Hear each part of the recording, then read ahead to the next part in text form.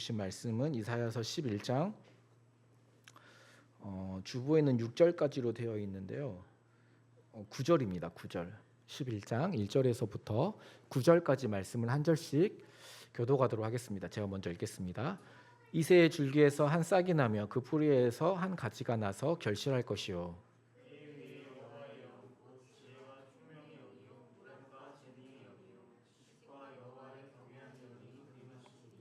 그가 여호와를 경외함으로 즐거움을 삼을 것이며 그의 눈에 보이는 대로 심판하지 아니하며 그의 귀에 들리는 대로 판단하지 아니하며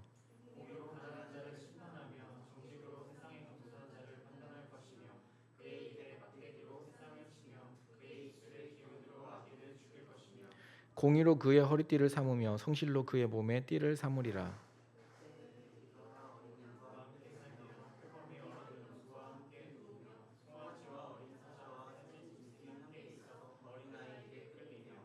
암소와 곰이 함께 먹으며 그것들의 새끼가 함께 엎드리며 사자가 소처럼 풀을 먹을 것이며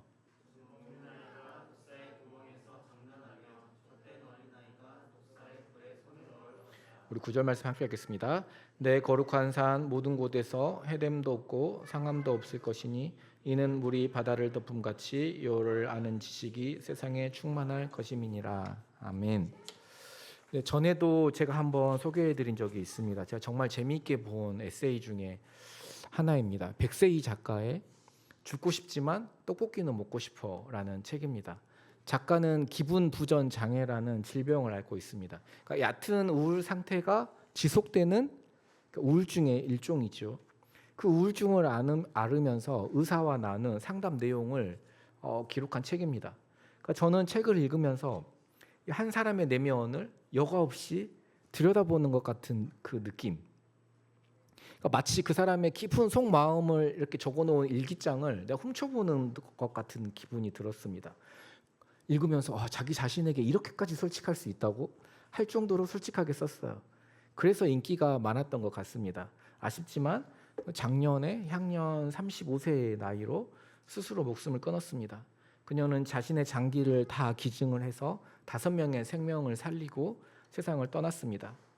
이 책을 읽으면서 내가 나를 사랑한다는 것이 얼마나 어려운 일인지, 또한 이런 메시지가 한편으로는 얼마나 공허하고 허무한 메시지인가라는 것을 알게 되었습니다. 작가의 말을 인용해 드리겠습니다. 프린트물에 적혀 있죠. 백세희 작가가 하는 말이에요. 나는 내 손 안에 들어오면 평가절하하는 경향이 있다. 어려운 무언가를 해냈을 때도 예쁜 옷을 입어도 내가 해내고 내가 입으면 금세 힘을 잃었다. 소중하거나 사랑스럽지 않았다. 문제는 그게 사람에게도 적용된다는 거다. 상대가 나를 사랑하면 할수록 나는 상대가 지루해진다. 역시 문제는 자존감. 내가 나를 너무 낮게 바라보기 때문에 타인의 눈으로 만족을 얻는 거라고 한다. 하지만 그건 나 자신이 내게 느끼는 만족이 아니니 한계를 느낄 수밖에 없고 곧 지겨워진다. 그러니 또 다른 한 사람을 찾고 결국 누군가 나를 좋아한다는 것 자체가 내게 만족을 주지 못한다고 한다. 내가 좋아하는 사람이 나를 좋아하지 않아도 절망, 누군가 나를 깊이 사랑해줘도 절망, 이러나 저러나 다 타인의 눈으로 나를 바라보는 일이다. 결국 내가 나를 계속 갉아먹는다. 그러니까 아무리 남이 나를 사랑해줘도, 아무리 내가 무언가를 이루어도 행복하지가 못하다는 거죠. 왜 그렇습니까? 내가 내 자신에게 느끼는 만족감이 아니기 때문에 그렇다는 거죠. 핵심은 나예요. 그러니까 아무리 남이 뭐라고 해도 나는 내 자신에게 만족을 못하겠다는 것입니다. 그렇다면 내가 나를 더 아끼고 사랑하면 되지 이렇게 생각하실 테지만 그러면 그럴수록 더 우울해진다는 거예요. 왜 내가 나를 더 아끼고 사랑하려고 하면 할수록 오히려 더 우울해지고 행복할 수가 없을까요? 우리는 나를 사랑하기 위해서는 둘 중 하나의 길을 갈 수밖에 없기 때문입니다. 둘 중 하나예요. 더 높은 나를 만들거나 아니면 더 낮은 나를 만들어야 합니다. 무슨 말이냐면 사람은 자신의 인생이 의미 있다, 가치 있다라고 여길 때 이유 없이 그렇게 생각하지 않습니다. 내가 내 삶을 사랑할 수 있는 근거, 그 기준을 찾습니다.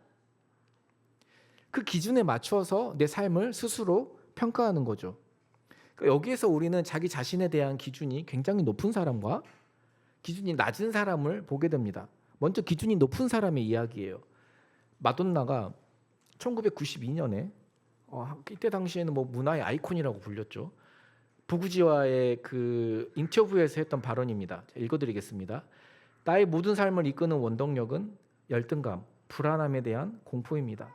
나는 항상 그것을 극복하려고 내 자신을 밀어붙이고 또 밀어붙입니다. 어떤 상위 단계에 도달하면 내가 특별한 존재임을 증명했다고 느끼지만 곧바로 다시 내가 여전히 보잘것없는 존재라는 생각에 사로잡힙니다. 내가 어떤 이치에 오르든 얼마나 많은 성취를 하든 얼마나 거대한 스타가 되든 간에 이 과정을 결코 끝나지 않을 것입니다. 어떻습니까? 그러니까 더 높은 나를 만들어가면, 더 높은 기준을 두고 더 높은 나를 만들어가고 성취해 가면은 행복해질 줄 알았는데, 높아진 기준이 오히려 편해지는 것이 아니라 오히려 자신을 초조함과 불안함에 빠지게 한다는 것이죠. 자, 반대의 경우도 있습니다. 나에 대한 기준을 낮추는 거예요. 이렇게 항상 높이면서 사는 거는 빡세잖아요. 그렇죠? 항상 뭔가 조급하고, 그래서 나에 대한 기준을 아예 낮춰버리는 거예요. 나의 한계를 인정하고 편하게 살자는 생각입니다. 그러니까 이런 사람들은 자기 인생이 완벽하지 않다는 것을 순순히 인정해요. 나는 딱 이런 수준이, 이 정도 수준이 어울리는 사람이야. 우리 옛날에 민지자매가 자주 했던 말, 뭐가 됐든 행복하면 됐지, 뭐가 됐든 뭐 즐거우면 됐지, 뭐 이런 거. 욜로. 그런데 이런 사람도 마찬가지로 내면에는 나는 이런 낮은 기준에나 어울리는 사람이야라는 자기 비하가 늘 존재하고 있다는 거예요. 그러니까 마음에 폭탄 하나를 가지고 있는 거죠. 그래서 타인에게 무시를 당하면 어때요? 꽝 하고 터져버리는 거죠. 혹은 백세희 작가처럼 내가 나를 스스로 낮게 보기 때문에 나를 사랑해주는 사람이 있어도 상대방의 사랑을 온전히 받아들이기가 어렵다는 거예요. 요소리 친구들이 전에 우리 교회 한번 놀러 왔었잖아요. 저희 집에서 자고 이렇게 교회를 온 건데, 저는 이제 자려고 안방에 누워 있는데 애들이 너무 떠들어서 잠이 안 와요. 자기들끼리 이제 식탁에서 이야기를 하는데 한 친구가 수학을 17점을 받았다는 거예요. 그 친구는 근데 치어리더를 준비하는 친구예요. 괜찮죠, 17점 맞아도. 그리고 요소리 말로는 춤을 진짜 잘 춘대요. 얼굴에 그 치어리더 관상이 없는데 춤을 그렇게 잘 춘대요. 근데 한 친구가 수학을 2점을 받았다는 거예요. 찍어도 한 개만 맞추기는 쉽지 않은데, 그렇죠? 근데 이 친구가 수학 목표를 만약에 10점을 잡았다. 그런데 그걸 아무리 이루어도 치어리더 준비하는 애보다 점수가 더 낮은 거예요. 그러니까 어떤 마음이 들까요? 그 10점의 성취를 이루어도 나는 겨우 이 정도 낮은 목표, 치어리더 준비하는 애보다 더 낮은 점수, 이런 낮은 기준이나 어울리는 사람이야 라는 자기 비하가 있는 거죠. 그러니까 둘 다 어떻습니까? 기준이 높든 기준이 낮든 이걸 바라보는 이 평가의 기준, 이 성취의 기준, 둘 다 기준은 나예요. 나. 그러니까 나를 판단하는 주체가 누구예요? 나예요. 그렇다면 복음은 어떻게 이야기할까요? 내 삶의 가치는 내가 매기는 것이 아니라고 이야기합니다. 내 존재 자체만으로 내 삶이 사랑받을 만하고 가치 있는 이유는 바로 완전한 존재이신 예수님이 나를 위하여 목숨을 버리셨기 때문이라고 이야기합니다. 그러니까 내가 나를 사랑할 수 있는 기준은 부모의 사랑도 아니고 돈도 아니고 친구들의 인정도 사회적인 지위도 아니라는 거예요. 예수님의 생명이 바로 내 삶의 가치를 보장합니다. 예수님의 생명이 바로 내가 사랑받는 기준이 되는 것이죠. 주님이 다시 오기 전까지 죽음과 부활, 그 이후에 영원한 삶을 누리기 전까지 나는 오로지 내게 주신 그 재능과 내게 주신 상황 속에서 하나님과 동행해 나갈 뿐입니다. 그것만이 나의 기쁨이에요. 그러면서 하나님 안에서 나를 잊어버려요. 제가 지금 계속해서 이야기하죠. 복음이 내게서 중요해지면 점점 내 삶에서 내가 별로 중요해지지 않는다라는 이야기를 하는데 똑같은 이야기입니다. 하나님 안에서 나를 잊어버린다는 거예요. 그 사람은 오히려 자신의 객관적인 실력을 인정합니다. 제한된 상황도 인정합니다. 그러면서 정말로 자신이 하고 싶은 일에 몰입할 수 있어요. 몰두할 수 있어요. 그리고 자기가 뭘 하고 싶은지도 알고 있습니다. 여러분, 세상 사람들 대부분 물어보세요. 정말 자기가 원하는 것이 무엇인지, 자기가 정말 하고 싶은 것이 무엇인지 모르는 사람이 태반이에요. 그러나 복음 안에 있는 사람들은 진정 자신이 해보고 싶은 일을 하면서도 실패를 두려워하지 않습니다. 칭찬과 평가, 피드백에 대한 탁월한 현실 감각과 여유가 있어요. 변화에 열려 있습니다. 왜 그렇습니까? 그 모든 성취와 평가가 나의 행복을 결정짓는 요소가 아니기 때문에 그렇습니다. 내 기준으로 나를 사랑하는 것이 아니에요. 나는 하나님의 사랑을 받는 존재일 뿐입니다. 그러니까 이 땅에 성공해서도, 이 땅에서 실패해도 의연하고 성공해도 교만하지 않는 참된 나를 찾게 되는 것이죠. 그것이 이 시대에 필요한 가치관 아니겠습니까? 그래서 이 세상은 늘 복음에 굶주려 있어요. 예수님은 단순히 목숨을 버려서 사랑해 주신 것만이 아닙니다. 그분은 불완전한 우리의 모습을 이대로 덮으시지 않았어요. 완전히 내 존재를 바꾸셨습니다. 그리고 나를 정말 나답게 만들어 가세요. 예수님을 믿으면 내 영적인 상태는 예수님이 하나님 앞에서 완전하신 그 모습으로 변화됩니다. 그리고 성경은 이렇게 말합니다. 우리 고린도후서 5장 17절 말씀 한번 같이 읽어볼까요? 고린도후서 5장 17절 말씀 함께 읽겠습니다. 시작. 그런즉 누구든지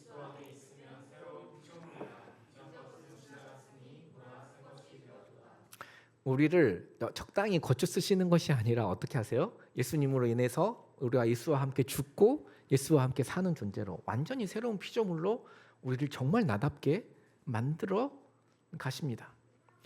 저희가 계속 매일 묵상 이사야를 하고 있죠. 이사야를 읽다 보면 굉장히 헷갈립니다. 그러니까 심판하실 것이면 그냥 심판하고 때리려면 때리고 그냥 안아주시려면 안아주시지. 심판을 하시고 뭐 구원하실 거면 구원을 하시지. 항상 심판과 구원. 내가 너를 반드시 심판하시겠다 이러고 내가 네 분노를 거두지 않겠다라고 하시고 또 그러면서 반드시 내가 너를 구원하겠다고 하시고 또 엄청 책망하시다가 그래도 너는 내 아들이다. 다시 내가 널 구원하겠다고 하시고 계속 이랬다가 저랬다가 하시는 것 같아요. 이것은 자녀를 키워본 부모라면은 어렵지 않게 이해할 수 있습니다. 제가 자녀를 때리려고 마음 먹었으면, 혼내려고 마음 먹었으면, 체벌하려고 마음 먹었으면 체벌을 하지 기회를 주지는 않습니다. 이번이 마지막이야. 너 한 번만 더 그래봐. 셋 때까지 잘못했다고 인정해. 반성해. 등등. 이런 것들은 사실 기회를 주는 거죠. 그러니까 때리고 싶은 마음보다는 체벌하고 싶은 마음보다는 어떤 마음이 더 강한 거예요? 때리고 싶지 않는 마음이 더 큰 것입니다. 야단을 치다가도 끝까지 못하고 한숨을 쉬면서 그래도 괜찮아. 너는 내 아들이니까. 이런 얘기를 후렴처럼 반복하는 거죠. 제가 넷플릭스에서 김부장이라는 드라마를 봤는데 거기에 자식들의 이 싸움이 사건이 부모 싸움으로 번져요. 그 빌런들의 자녀들이 나쁜 짓을 하잖아요. 근데 빌런들의 부모들이 힘이 있어요. 그럼 빌런들은 자녀가 그 자녀들이 책임을 지게 하지 않고 그 책임을 회피하고 무마시키려고 그래요. 그 결과 빌런들의 자녀들은 더 빗나가게 되고 결국 빌런과 빌런의 자녀들 모두를 파괴시키는 결과를 낳게 되죠. 이제 이 파괴되는 결과가 우리한테는 이제 사이다를 이제 주는 거죠. 하나님도 사실 계속해서 기회를 주십니다. 그러다가 이사야서는 심판이 경고나 말로 끝나지 않고 정말로 자녀들을 심판하셨어요. 오늘 본문도 마찬가지예요. 구원과 심판이 동시에 등장합니다. 그러니까 구원에 관한 이야기이지만 심판이 전제되어 있어요. 그러니까 지금 오늘 이 본문이 주어진 상황에서는 북이스라엘은 주전 722년에 아수르에 이미 망하고 아수르의 지배를 받고 있는 상황이었어요. 그럼 남유다는 괜찮았는가? 아직 망하지는 않았어요. 하지만 아수르의 조공을 바치면서 지금 망하기 직전에 국력이 크게 약화되어 있었고 나라가 망해가는 중이었어요. 굉장히 절망적인 현실이 좀 잘 보이지 않는 그런 상황이었습니다. 언제 망해도 이상하지 않을 이러한 절망적인 현실 속에서 이사야가 오늘 11장에서 무엇을 이야기하고 있습니까? 이새의 줄기에서 돋아날 그 구원, 그 희망을 제시하면서 하나님의 통치가 지속될 것임을 선포하고 있습니다. 그러니까 오늘 본문은 절망적인 상황에서 너희가 신앙생활 잘 하면은 너희가 하나님 잘 믿고 열심히 신앙생활 하면은 너희는 망하지 않을 거야. 너희는 괜찮을 거야. 이런 메시지가 아니라 너희도 망할 거야. 우리가 아까 갈라디아서 말씀 읽었던 것처럼 너희는 망할 거야. 그렇지만 너희가 망하고 다시 새롭게 될 거야. 이렇게 이야기하고 계시는 거예요. 1절 말씀 한번 같이 볼까요? 1절 말씀 읽겠습니다. 시작. 이새의 줄기에서 한 싹이 나며 무슨 의미입니까? 그 튼튼했던 줄기와 풍성했던 가지, 열매 그런 모든 것들은 다 지금 잘려 나갔어요. 이제는 밑둥, 그 뿌리, 그 구루터기만 남았어요. 근데 하나님께서 그 밑둥, 그 뿌리에서 이새의 뿌리에서 뭘 내겠다고 하시는 거예요? 새로운 싹, 새로운 가지를 내겠다고 하시는 것입니다. 저는 이 말씀을 듣고 조금 전에 읽었던 고린도후서 5장 17절 말씀이 생각이 났습니다. 그런즉 누구든지 그리스도 안에 있으면 새로운 피조물이라. 이전 것은 지나갔으니 보라 새 것이 되었도다. 제 요소리를 중고등부 수련회 데려다 주면서 차에서 이야기하는데 사대부여중 다닐 때 어떤 친구에 대해서 이야기를 하는데 그 친구가 여전히 지금도 빌런 짓을 하고 있다는 거예요. 그러면서 요소리가 저에게 그런 말을 했어요. 역시 아빠, 사람은 고쳐 쓰는 게 아니야. 구원이라는 것이 그렇습니다. 우리를 적당히 고쳐 쓰시는 것이 아니라 우리 성품을 조금 개발하고 우리의 성품을 좀 포악한 사람에서 조금 더 괜찮은 조금 더 온화한 사람으로, 우리가 굉장히 좀 게으른 사람에서 좀 덜 게으른 사람으로, 아침에 이불도 잘 안 개는 사람에서 이불 개는 사람, 이 정도 변화를 이야기하지 않습니다. 우리를 완전히 거듭난 새로운 피조물로 거듭나게 하십니다. 그 가지를 완전히 밑둥을 다 베어버리시고 그 뿌리에서 새로운 열매를, 가지를 나게 하시겠다는 거예요. 구루터기만 남겨놓고 다 베어버리신 다음에 거기에서 뿌리에서 새싹을 나게 하시는 거예요. 우리가 하나님에 대한 오해도 굉장히 많지만 구원에 대한 오해도 많지요. 사탄은 자꾸만 하나님을 굉장히 악랄한 주인처럼 아니면 속 좁은 꼰대처럼 오해하게 만들고 구원을 헷갈리게 만듭니다. 구원의 가치를 하찮게 만드는 거죠. 무엇 때문에 구원이 필요했습니까? 인간이 타락했기 때문입니다. 인간이 부패했습니다. 인간이 죄인이 되었기 때문입니다. 우리가 착각하면 안 되는 게 죄를 지어서 죄인이 된 것이 아니라 우리는 죄인이기 때문에 죄를 지을 수밖에 없는 존재예요. 죄인들이 만드는 세상은 자기밖에 모르는 세상입니다. 자기가 제일 중요한 세상이에요. 그런데 그게 성경에서는 지옥이라고 이야기하는 거예요. 백세 씨가 말한 그 내면의 고통들, 결국 내가 나를 사랑하다가 계속 내가 나를 갉아먹는 이것이 수월이라고요. 마돈나가 말한 끝없이 나를 몰아붙여서 끝없이 나를 증명하고 증명해도 여전히 보잘것없는 존재라고 사로잡히는 이 고통, 이 갈급함, 도저히 만족할 수 없는 이 갈급함. 그래서 나를 증명하기 위한 이 끝없는 싸움을 하는 곳이 바로 이 지옥이죠. 그러니까 우리 자신을 온전히 사랑하지도 못하고 온전히 타인을 사랑하지도 못합니다. 사랑할 능력을 다 잃어버렸어요.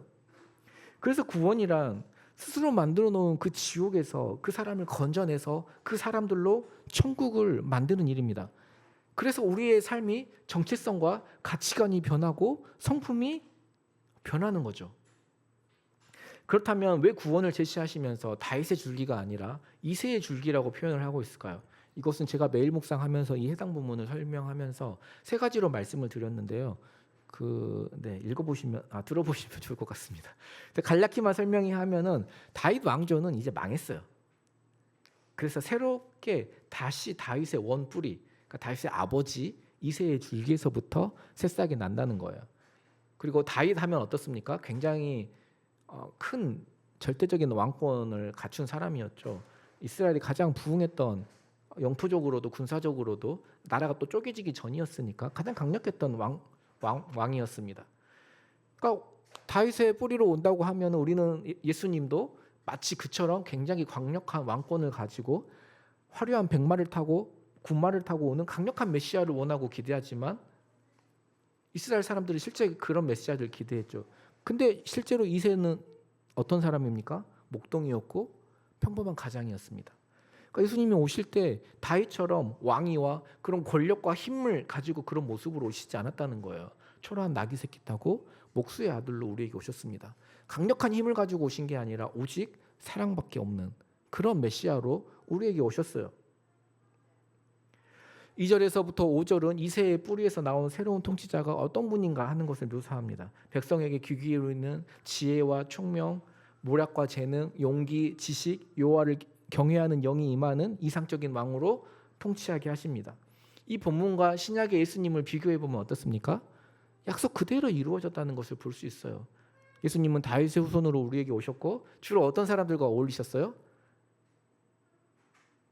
주의 성령에 충만하여서 병든 자들, 세리와 죄인들, 창기들, 성령에 충만하여서 소외되고 연약한 자들의 친구가 되어주셨습니다. 이것이 예수님이 우리와 함께 만드시려는 공의롭고 정의로운 하나님 나라입니다. 그리고 6절부터는 그 유명한 구절이 등장을 하죠. 그 통치가 임할 때 어떻게 된다는 거예요? 우리 6절에서 8절까지 말씀만 한번 같이 읽어볼까요? 6절에서 8절까지 말씀 함께 읽겠습니다. 시작. 그때 이리가 어린 양과 함께 살며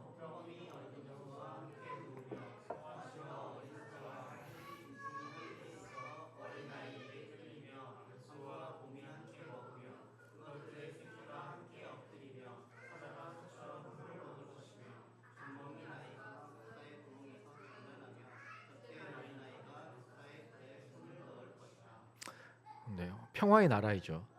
저는 이 말씀을 딱 읽었을 때 이 나라는 존재 자체로 사랑받는 나라이구나.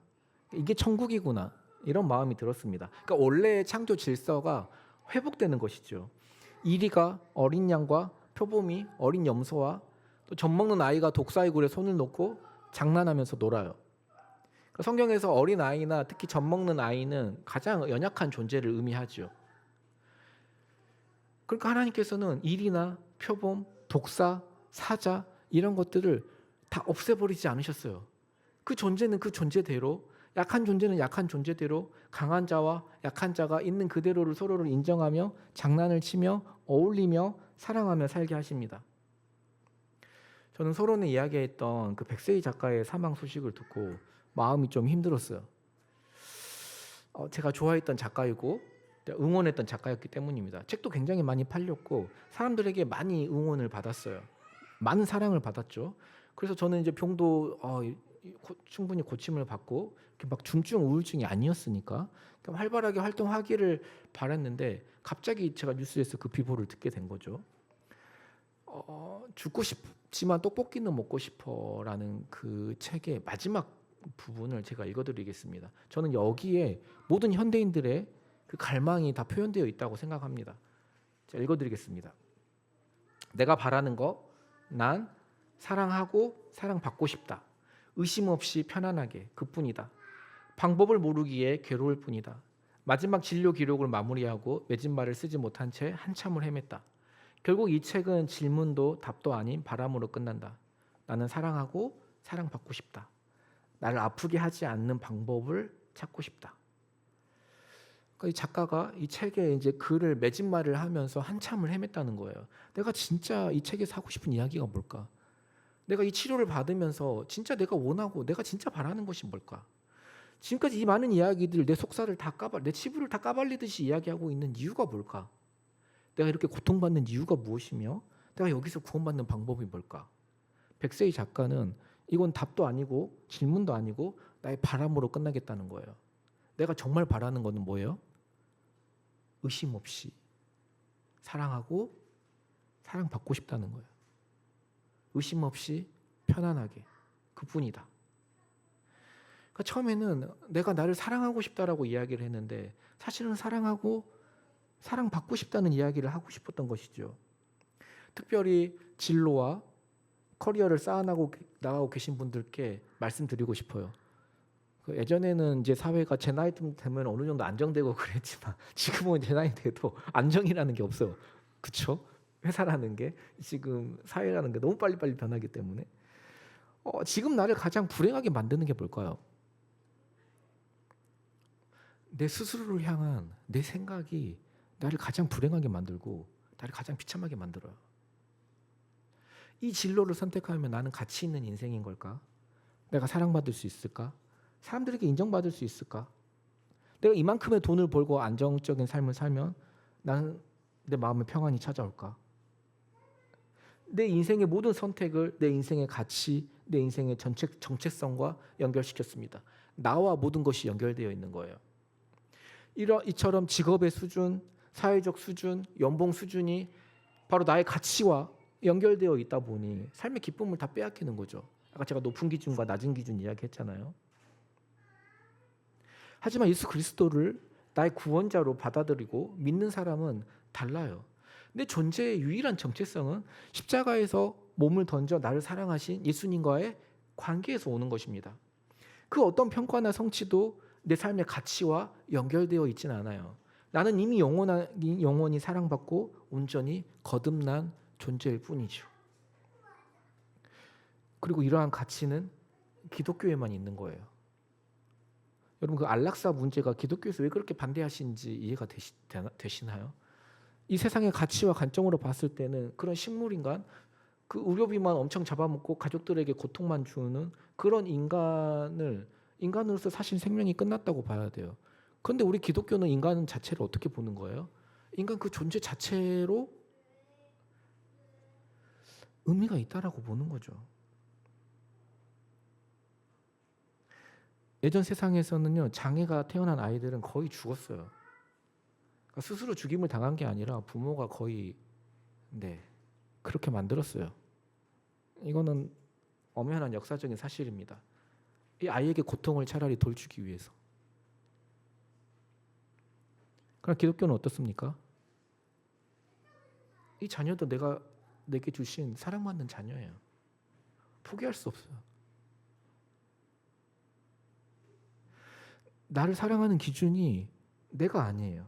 세상에서 말하는 자기를 사랑하라라는 메시지는 굉장히 공허하고 자기 자신을 구원할 수가 없어요. 해보시면 알겠지만 내가 나를 사랑하는 것은 사실 불가능합니다. 그래서 많은 사람들이 오히려 자신을 사랑하려다가 자신과 타인을 파괴시키는 방법으로 자기를 사랑합니다. 백세희 작가가 이야기한 것처럼 자기를 갉아먹는 방식으로요. 그러나 하나님 나라는 어떻습니까? 하나님 나라는 어떻게 이루겠다는 거예요? 내 존재 자체로 사랑받는 것입니다. 다른 사람을 존재 자체로 사랑하는 나라입니다. 저 독사 같은 자식이, 저 표범 이리 같은 놈이 나를 잡아먹지는 않을까? 나를 해치지는 않을까? 뭔가 다른 목적이 있어서 나에게 이렇게 잘해주고 다른 목적이 있어서 나를 사랑하는 척하는 거 아니야? 이런 의심 없이 사랑하는 나라입니다. 어린 아이와 같이 순수하게 서로를 사랑하는 나라입니다. 사람들은 유토피아가 도덕으로, 교육으로, 이념으로 이런 것들이 가능하다고 말하지만 모두가 다 허상이죠. 의심 없이 편안하게 사랑하고 사랑받는 길은 오직 십자가에만 있습니다. 이새의 뿌리에서 난 한 가지, 그 예수 그리스도께서 나 대신 아파하신 예수님께서 나를 아프게 하지 않는 방식으로 나를 사랑하시고 나로 사랑하고 사랑받게 하실 것입니다. 모두가 하나님의 성품을 따라서 살아가는 그 나라, 그 나라가 천국이고 그게 바로 하나님 나라이죠.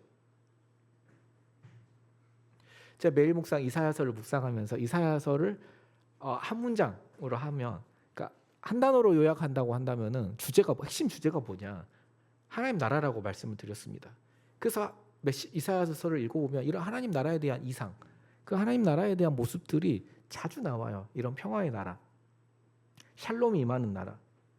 그럼 이 나라가 오기 위해서는 한 가지 전제돼야 될 것이 있는데 그게 바로 심판입니다. 하나님은 어떤 분이시기 때문입니까? 우리 4절과 5절 말씀 한번 같이 읽어볼까요? 함께 읽겠습니다. 시작. 공의로 가난한 자를 심판하며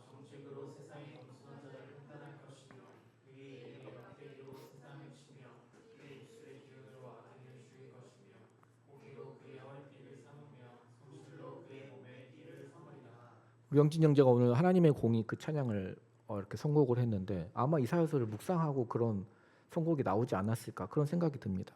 하나님은 공의와 성실의 하나님이십니다. 오늘 이새의 줄기도 나무가 베어지는 그 심판 이후에 오는 것이고요. 심판을 통한 정결함이에요. 그래서 십자가는 심판과 구원 두 가지 모두를 상징합니다.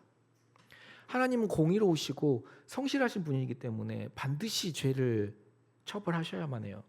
지금 제 팔이 썩어가고 있는데 여기에 상처에 연고, 후시딘 하나 바르고 반창고 하나 붙인다고 해서 그게 치료가 아니고 그게 회복이 아니죠. 안에서 계속 썩어가는 걸 어떡합니까?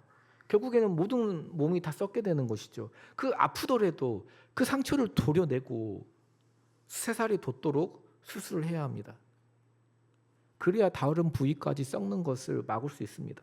이사야서는 계속 그것을 이야기하고 있는 거예요. 아프지만 너희 썩은 부위를 내가 도려낼 것이다. 그리고 내가 너희를 새롭게 할 것이다. 그러니까 너희의 어떠함에 따라서 내가 그렇게 하겠다는 것이 아니라 내가 그렇게 하겠다는 거예요. 너희를 새싹이 돋아나게 할 것이다. 그리고 실제로 이스라엘 백성들은 심판을 받습니다. 그러나 이사야에서 예언한 이새의 줄기에 돋아난 그 싹, 다윗의 원푸르에서 태어난 새로운 통치자는 어떤 통치자입니까? 하나님께서는 십자가에서 우리가 받아야 할 그 죄의 싹, 죄의 결과, 그 심판을 예수 그리스도에게 다 쏟아내시고 그리고 우리를 구원하십니다. 우리 마지막 절 9절 말씀 한번 같이 볼까요? 9절 말씀 함께 읽겠습니다. 시작. 내 거룩한 산 모든 곳에서 헤됨도 없고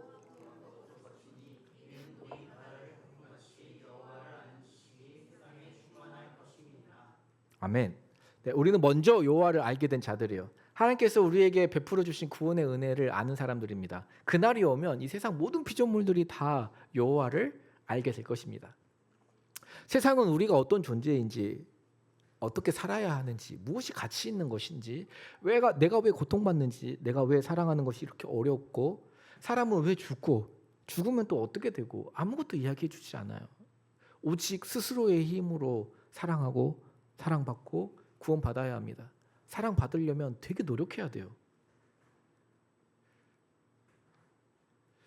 오직 스스로의 힘으로 판단해야 합니다. 만약 잘못된 판단을 하면요, 아무도 책임져 주지 않아요. 후회와 원망뿐이죠. 그러나 우리는 여호와를 아는 자들입니다. 그 여호와께 존재 자체로 사랑받는 자들이에요. 우리가 어떤 정체성을 가지고 살아가는지 아는 사람들이에요. 그 정체성을 가지고 우리가 어떻게 살아야 되고 어떤 삶이 가치 있는 삶인지 아는 사람들입니다. 십자가의 은혜로 구원받은 자들입니다. 우리가 먼저 이 여호와를 아는 자들로서 이 나라를 살아내며 증거하는 우리의 삶 되기를 예수님의 이름으로 소망합니다. 우리